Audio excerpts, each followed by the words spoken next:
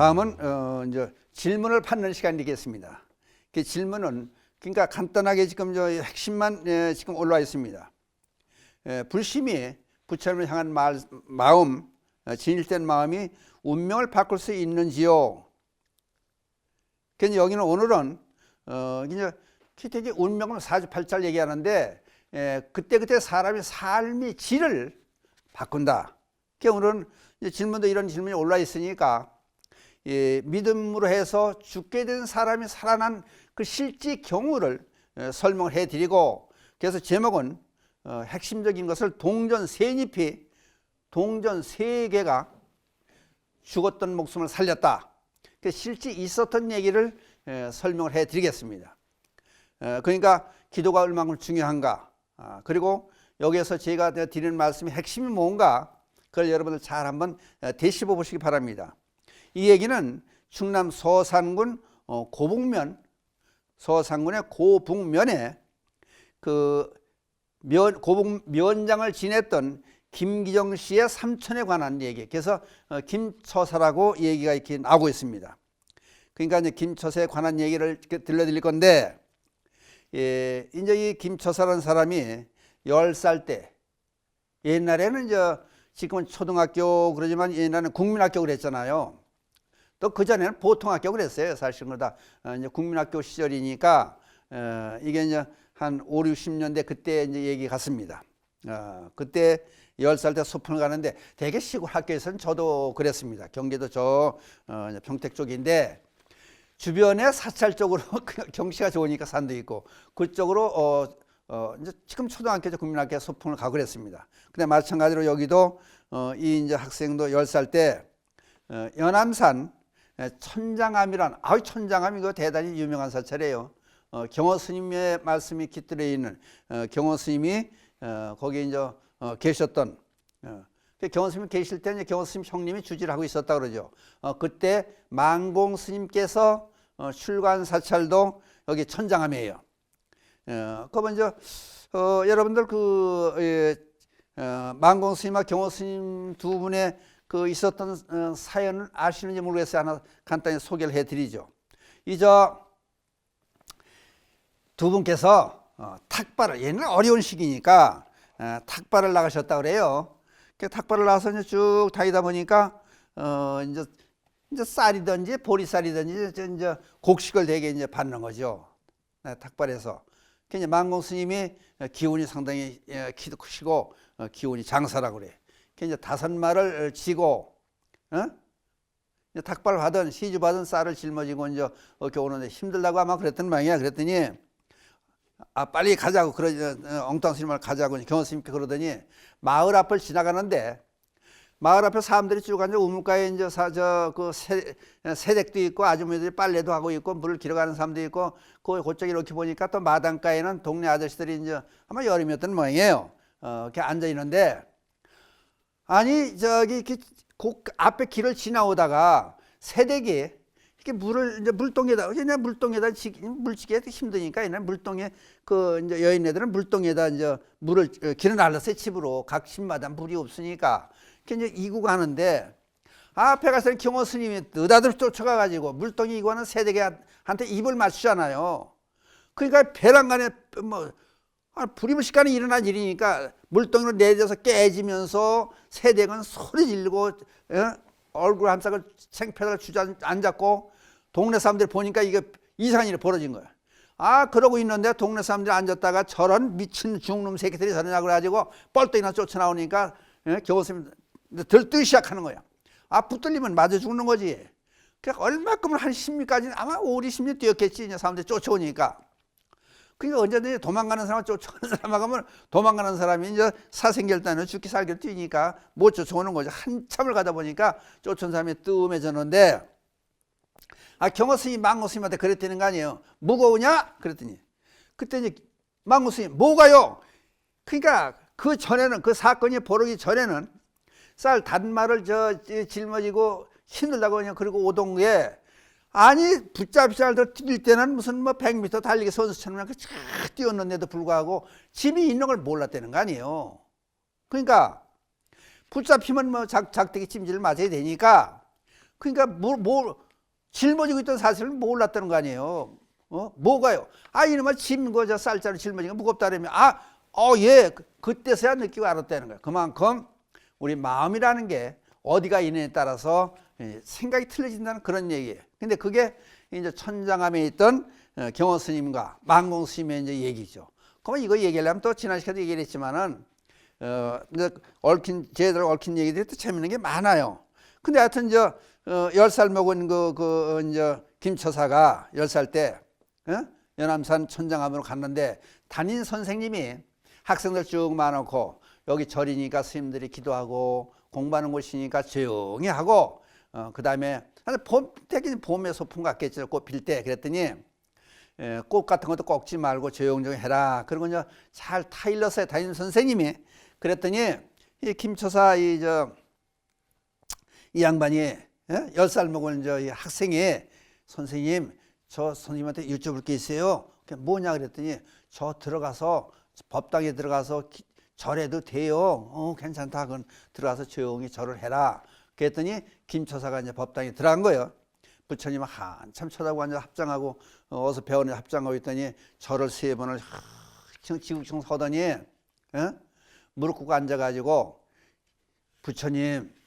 부처님께서는 사람이 죽게 된 사람들 살려준다 그러시는데 이제 어서 들었겠죠. 그 얘기를 저도 혹시 그런 일이 당하면 그런 일이 있으면은 저 좀 잘 살게 해주세요. 그러고 주머니를 톡톡 털어서 서풍 가문에 돈들도 있는 거 가지고 또 부모들이 돈도 주고 이제 가게도 많지 않았지만 그래도 서풍들을 돈들을 이렇게 가지고 가고 받았다고 자랑도 하고 그래요. 그런 기회로 이제 부모님한테 돈도 얻어서 그러는 거지. 주머니는 돈을 톡톡 털어서 동전 세 개를 동전 3잎을 복전압에다 넣고 그리고 앉아가지고 치흑정성을 막 이렇게 무릎 꿇고 앉아가지고 부처님을 이제 뵙고 앉았었다는 거예요. 그러니까 한번 생각해 보세요. 다른 애들은 다 안 들어갔는데 얘만 들어간 거요. 그러고 와서 얼마나 돈이 귀하고 옛날이니까 귀하죠. 그건 전 재산을 다 털어넣어 가지고 그런 생각이 어디서 나왔겠냐고. 이게 불심이라는 게 이게 참 사람을 이상하게 만드는 거예요. 그래 놓고 나왔는데 그러니까 이 사람이요 많이 배웠다든지 절에 오래 다녔다든지 그러면 자기 생각을 해야죠. 그러니까 계산을 하는 거예요 이제 이게. 그러니까 그러면 안 되고 그러니까 순수한 마음이 돼야 부처님하고 이게 교신이 된다는 거예요. 부처님께 이제 전해지고 부처님의 가피를 받을 수 있다는 거예요. 그 아니나 다를까 17살 때 그 이제 해미 읍성그래서 유명해요. 그 이제 해미가 근처에 바로 있는데 서산군 같은 관내니까 해미 장에 가가지고 떡을 사 먹고 이게 체했던지 3일 동안을 이제 앓다가 죽었다는 게 아닙니까? 그 이제 옛날 떡 잘못 먹으면 이제 체하면은 또 체해서 급체면 체해서 죽는 수도 있어요 옛날. 그러니까 죽었다 그러는 거예요. 3일 17살 때 죽었는데 비몽사몽간에 무섭게 생긴 3사람이 나타나가지고 이제 말하면 저승사자이죠.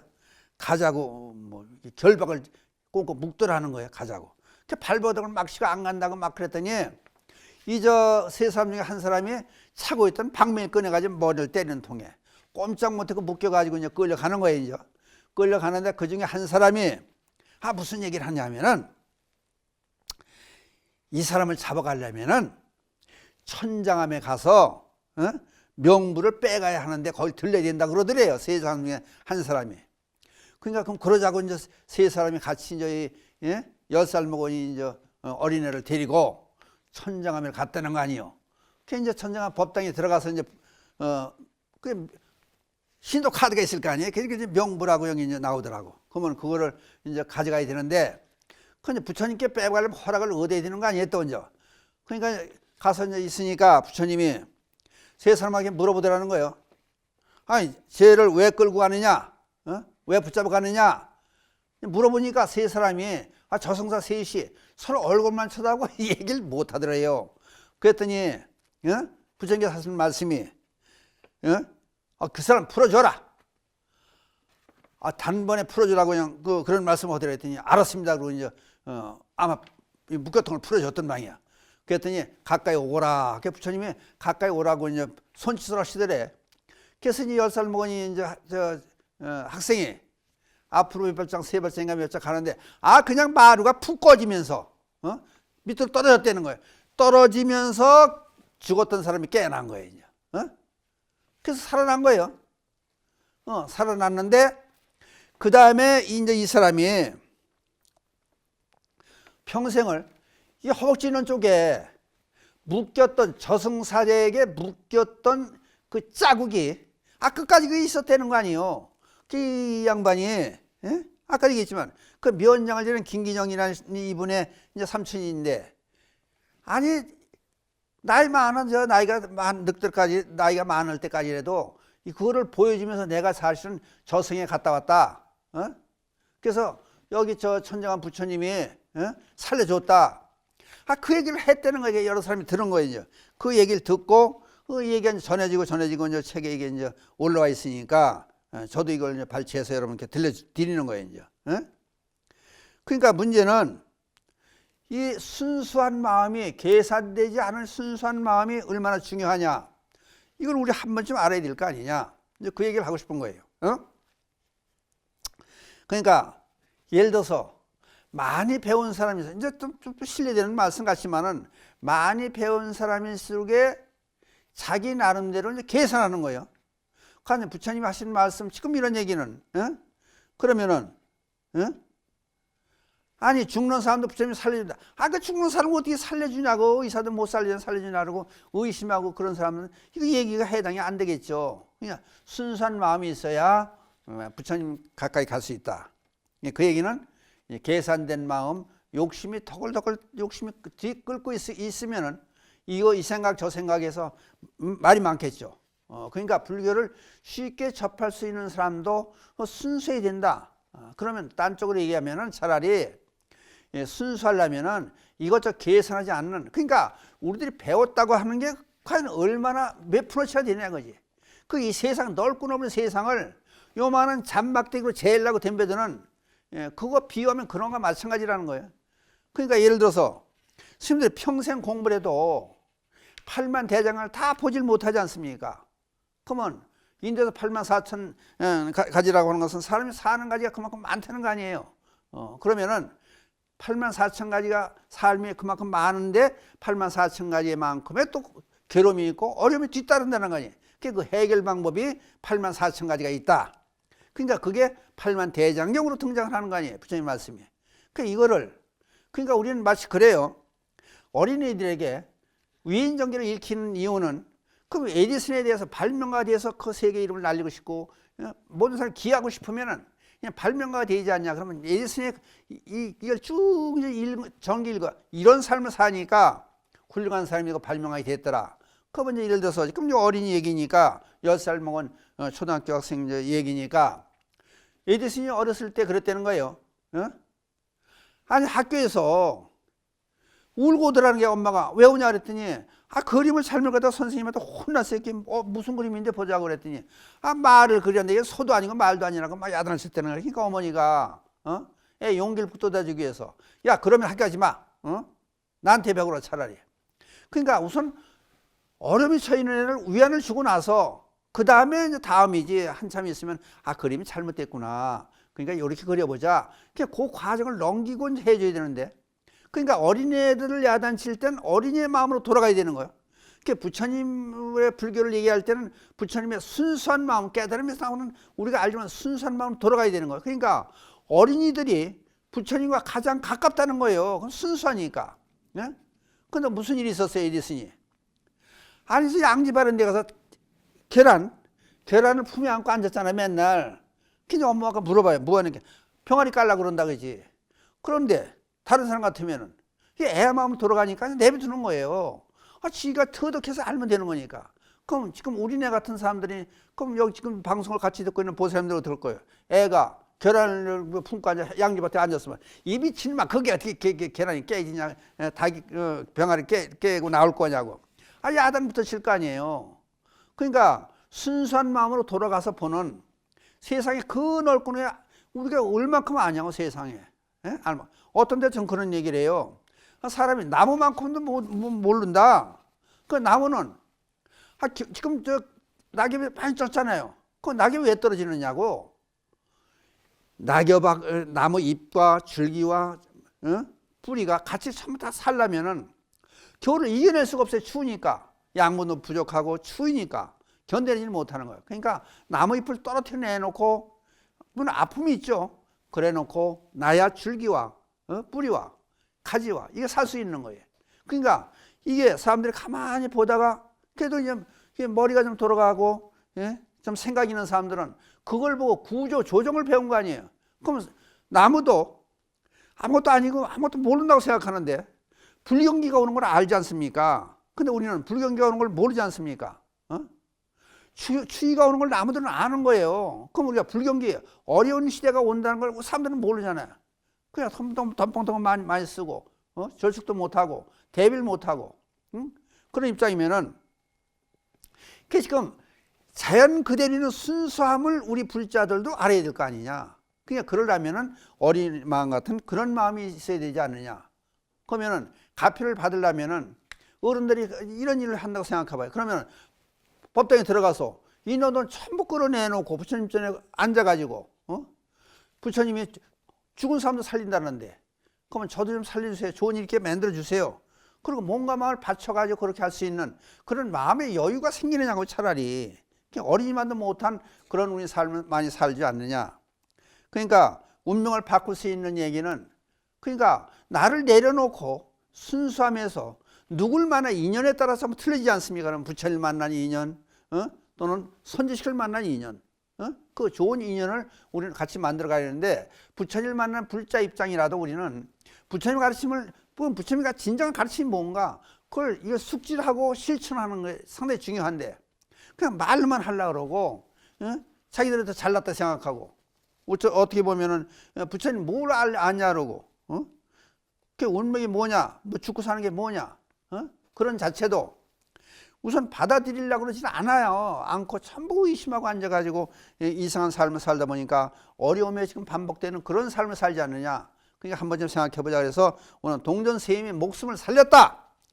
그런 얘기를 옛날에 있었던 얘기를 실제 있었던 얘기를 지금 발췌를 해서 여러분과 같이 생각을 해봤습니다. 그러니까 여러분들도 마찬가지로 순수한 마음이 돼서 법당에 들어왔을 때 이것저것 계산하지 말고 순수한 마음으로 부처님의 가르침을 따를 때 가장 행복한 나날을 약속할 수 있다. 그러니까 마지막으로 드릴 말씀은 어린이들의 순수한 마음이 부처님 마음과 같다. 이제 그 얘기를 하는 거예요. 그래서 어린 10살짜리가 해왔던 얘기를 지금 들려드렸습니다. 그 이상으로서 오늘 질문에 답을 하는데 여러분들이 생각하셔가지고 질문에 답이 됐는지 안 됐는지 그거는 여러분들이 판단하시고 그 다음에 마지막으로 개송을 함께 읊으면서 이 시간을 마치기로 하겠습니다. 밑에 나는 그 개송을 보시고 같이 해주시면 감사하겠습니다. 불보살님이 자비감민들을 함께 하셔서 이 땅에 불국 정토가 되어지이다. 나무불 나무승 감사합니다.